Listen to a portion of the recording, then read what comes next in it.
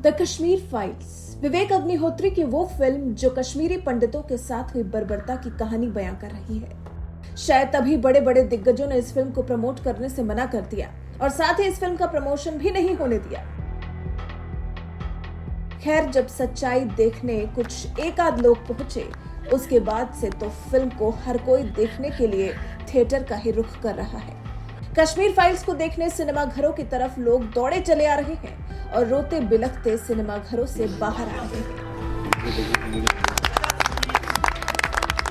Film में दर्द ही इतना है कि जिसका कोई अंत नहीं है। जिसने उस नरसंहार को देखा है, महसूस किया है, वही जानता है कि 1990 में आखिर क्या हुआ था कश्मीरी पंडितों के साथ। कश्मीरी पंडितों को कैसी बेरहम मौत दी गई, वो वही जानता है जो उस वक्त कश्मीर में था, या अब वो जानता है जिसने विवेक अग्निहोत्री की फिल्म द कश्मीर फाइल्स देखी है। विवेक अग्निहोत्री ने शानदार तरीके से उस दर्द, उस हैवानियत, उस मंजर को बयां किया है कि हर कोई इसे पर्दे पर दिखाने के लिए उनका हौसला बढ़ा रहा है, उनकी हिम्मत की दाद दे रहा है, जिसमें देश के गृह मंत्री अमित शाह भी शामिल है। शाह ने द कश्मीर फाइल्स की टीम के साथ फोटो साझा की है और लिखा है, आज द कश्मीर फाइल्स की टीम के साथ भेंट की।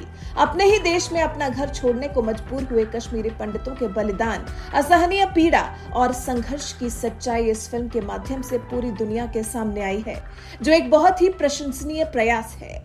गृह मंत्री अमित शाह ने यह टिप्पणी विवेक अग्निहोत्री, अनुपम खेर, पल्लवी जोशी समेत फिल्म के निर्माताओं और अभिनेताओं से मुलाकात के बाद की। शाह ने कहा, द कश्मीर फाइल्स सत्य का एक निर्भीक निरूपण है। ऐसी ऐतिहासिक गलतियों की पुनरावृत्ति न हो, इस दिशा में यह समाज और देश को जागरूक करने का काम करेगी। ये फिल्म बनाने के लिए मैं पूरी टीम को बधाई देता हूं। शाह के ट्वीट के बाद फिर अभिनेता अनुपम खेर ने भी जम्मू कश्मीर को विशेष दर्जा देने वाले अनुच्छेद 370 के ज्यादातर प्रावधान खत्म करने के लिए गृह मंत्री शाह का आभार जताया।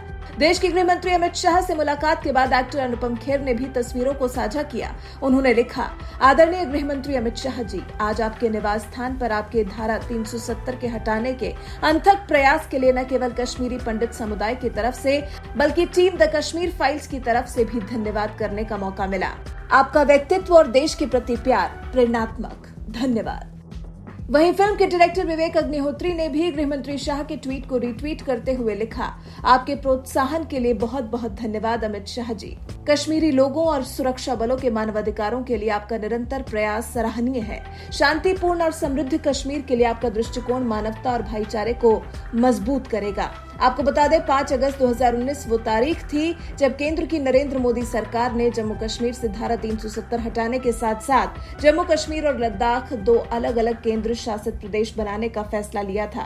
पीएम मोदी और अमित शाह दोनों का मानना है कि कश्मीर की समस्या स्थानीय लोग नहीं बल्कि लीडरशिप है और इसमें अलगाववादी के अलावा मुख्य धारा के नेता भी शामिल हैं। इसलिए कश्मीर समस्या का इलाज कहीं और ढूंढने की जरूरत नहीं।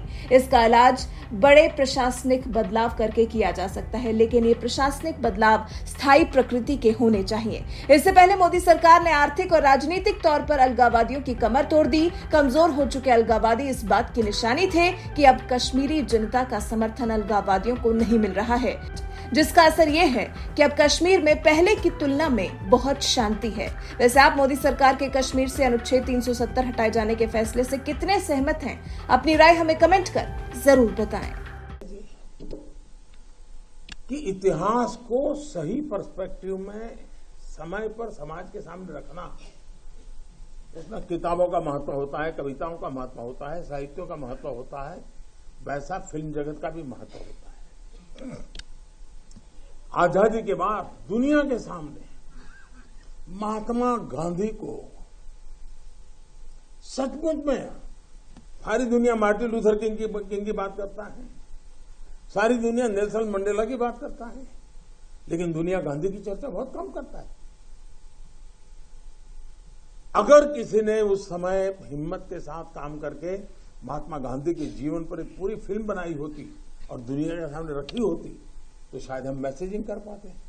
पहली बार एक विदेशी ने जब गांधी फिल्म बनाई और ऑस्कर के पुरस्कार मिला, तब जाके के दुनिया को पता चला गांधी इतने बड़े महान व्यक्ति थे। लेकिन कुछ लोग कहते तो बहुत कुछ फ्रीडम ऑफ एक्सप्रेशन की बात करते हैं, लेकिन आपने देखा होगा इमरजेंसी, इतनी बड़ी घटना, कोई फिल्म नहीं बना पाया, क्योंकि सत्य को दबाने का लगातार प्रयास हुई हमारे देश में। भारत विभाजन, जब हमने 14 अगस्त को एक हॉरर डे के रूप में याद करने के लिए तय किया, तो कई लोगों को बड़ी मुसीबत हो गई है। कैसे भूल सकता है देश? कभी कभी उसमें से भी तो सीखने को मिलता है। भारत विभाजन में ऑथेंटिक कोई फिल्म नहीं बनी, और इसलिए इन दिनों आपने देखा होगा कश्मीर फाइल फिल्म की चर्चा चल रही है। और जो लोग हमेशा फ्रीडम ऑफ एक्सप्रेशन के झंडे लेकर के घूमते हैं, वो पूरी जमात बौखला गई है पिछले 5-6 दिन से। और ये फिल्म का तथ्यों के आधार पर, आर्ट के आधार पर उसकी विवेचना करने के बजाय उसको डिस्क्रेडिट करने के लिए बड़ा मुहिम चला है। आपने देखा होगा एक पूरी इकोसिस्टम, कोई सत्य उजागर करने का साहस करे, उसको जो सत्य लगा उसने प्रस्तुत करने की कोशिश की, लेकिन उस सत्य को न समझने की तैयारी, न स्वीकारने की तैयारी है, न ही दुनिया इसको देखे इसके लिए उनकी मंजूरी है। जिस प्रकार का षड्यंत्र पिछले 5-6 दिन से चल रहा है। मेरा विषय कोई फिल्म नहीं है, मेरा विषय है कि जो सत्य है उसको सही स्वरूप में देश के सामने लाना देश की भलाई के लिए होता है। उसके कई पहलू हो सकते हैं। किसी को एक चीज नजर आती है, किसी को दूसरी नजर आएगी। जिनको लगता है कि ये फिल्म ठीक नहीं हुआ, अपनी दूसरी फिल्म बनाए, कौन मना करता है? लेकिन उनको हैरानी हो रही है कि जिस सत्य को इतने सालों तक दबा करके रखा, उसको तथ्यों के आधार पर जब बाहर लाया जा रहा है और कोई मेहनत करके ला रहा है, तो उसको पूरी इकोसिस्टम लग गई है, पूरी इकोसिस्टम लग गई है। और ऐसे समय जो सत्य के लिए जीने वाले लोग हैं, उन्होंने सत्य के खातिर खड़े होना उनकी जिम्मेवारी होती है।